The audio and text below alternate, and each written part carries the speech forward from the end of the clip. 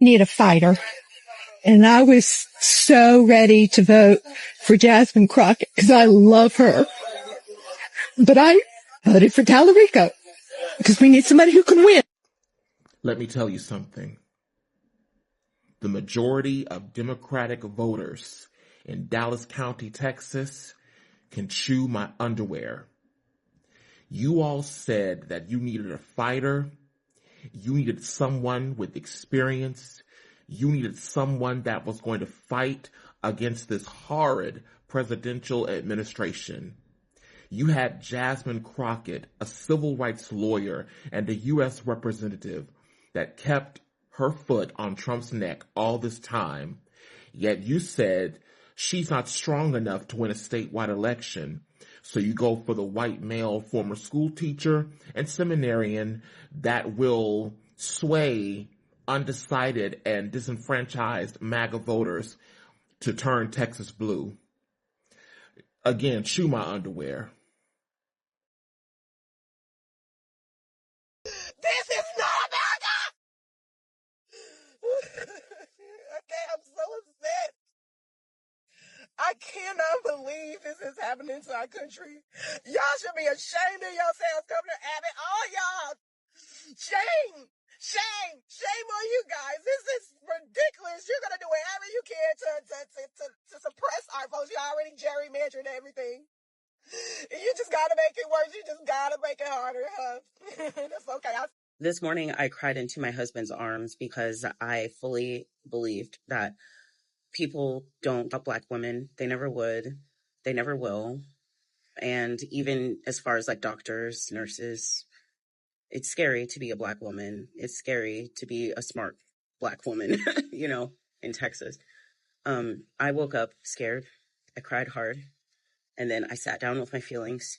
And then I sent a message to the people who are still in my Discord, just telling them to, don't feel hopeless. We did our part. We told people to get out there. We told people to vote. We told people to please trust someone other than what we've been trying. You know what I mean? I told them to, feel your feelings, but don't forget to get back up and keep moving. Okay. I told them that there's beauty out there. I've seen it. I've experienced it. I've even sent beauty out there. You know what I mean? Beauty is out there. Not everyone hates you. I promise you, not everybody hates you, even though it feels like it. No one hates you. Okay. And to the Latino community that voted for Tallarico, I hope it was worth it.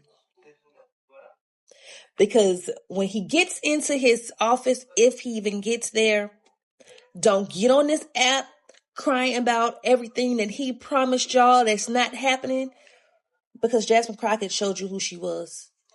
Jasmine Crockett been backing y'all, and y'all turned y'all backs on her. So I hope you get everything that you deserve for voting for him. Good luck, Latino community in Texas. A political loss has sparked a much bigger conversation, and now reactions are spreading fast across social media.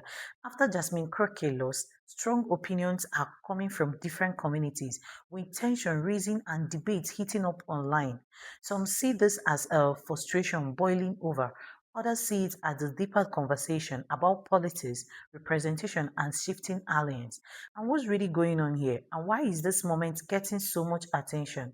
If this is your first time here, I'm glad you found this channel. Don't forget to like, subscribe, and hit that notification bell so you never miss a conversation like this.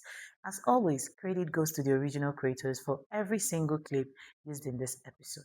Disclaimers: this video is for educational purposes and awareness. It is not meant to hate or discriminate against anyone.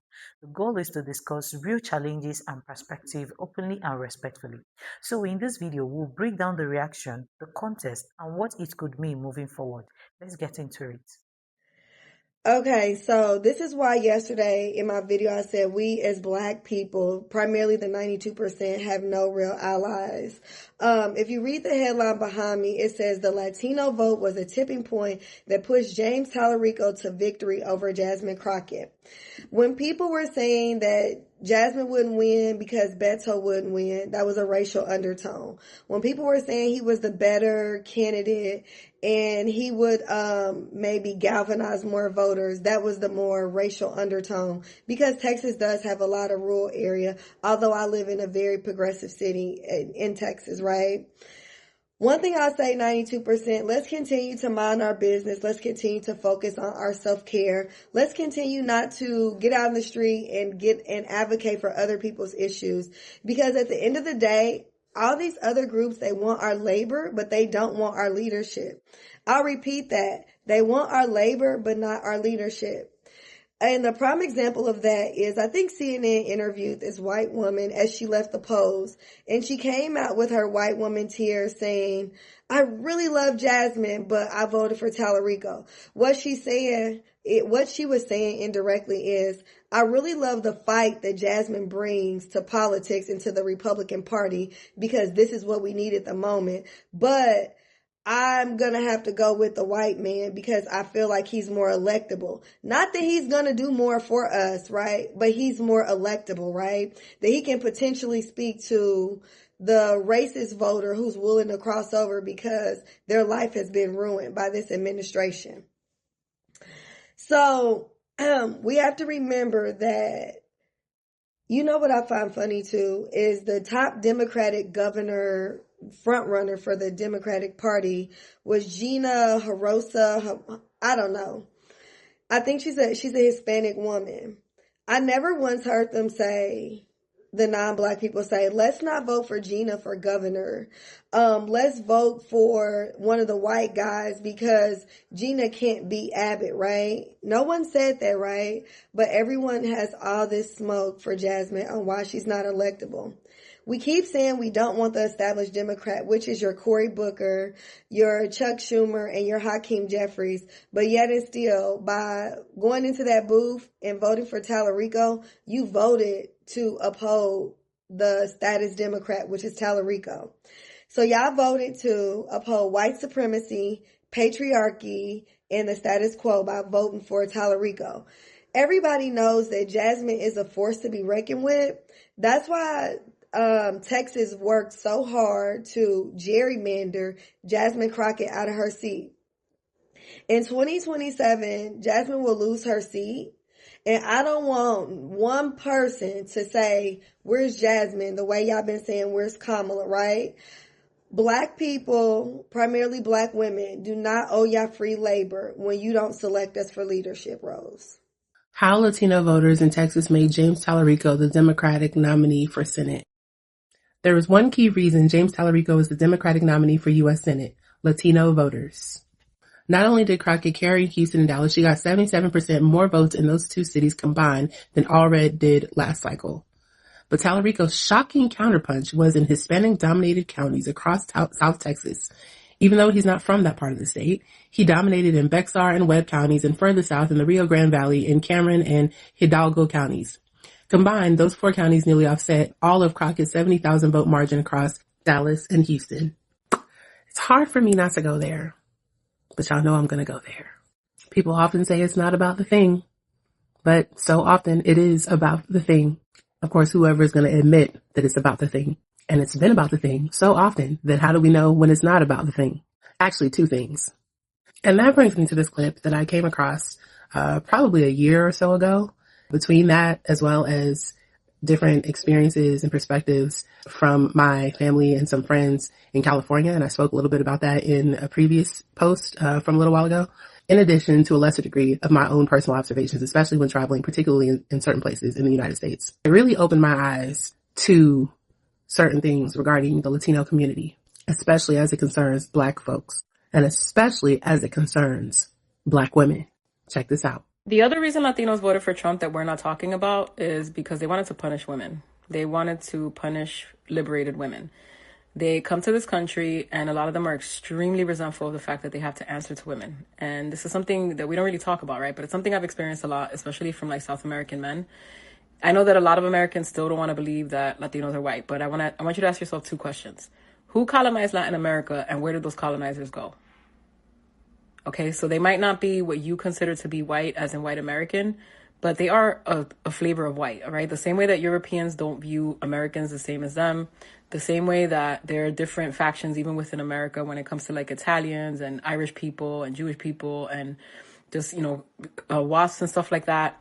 They are white, and you have to kind of let that get into your head, okay? So they come to this countries that are extremely male-centered patriarchal countries where women are not in any way, shape, or form empowered the way that they are here. And they have to answer to women. And not only that, they have to answer to black women. And they hate that shit. They hate that shit, okay? So they wanted to humble you. Seriously, this moment is about more than just one election result. It's about how different communities respond to change, frustration, and political outcome. Reactions like these don't happen in a vacuum. They are shaped by history, expectations, and the way people see their voices represented in a political system. For some, this is about accountability, questioning decisions, outcome, and what could have been done differently. For others, it reflects deeper concerns about unity and how community shows up for one another during key moments. And that's where things become more complicated because conversations like this can neither be clarity or create more division depending on how they are handled. What we're seeing online is a mixed emotion, frustration, concern, and strong opinion from multiple sides. But underneath all of that is a bigger questions about direction, priority, and what people expect moving forward. And to be honest, the internet amplifies it. Once this conversation goes viral, they often lose nuisance, turning complex issues into simplified narrative. So maybe the real takeaway isn't just about who is right or wrong. Maybe it's about understanding why people feel the way they do and what they say about the bigger picture. Now, I want to hear from you. Do you think these reactions are justified or is this being blown out of proportion? Let's talk in the comment because this conversation is still unfolding. If this is your first time here, don't forget to like, subscribe, and hit that notification bell so you never miss future conversations like this. See you in my next episode.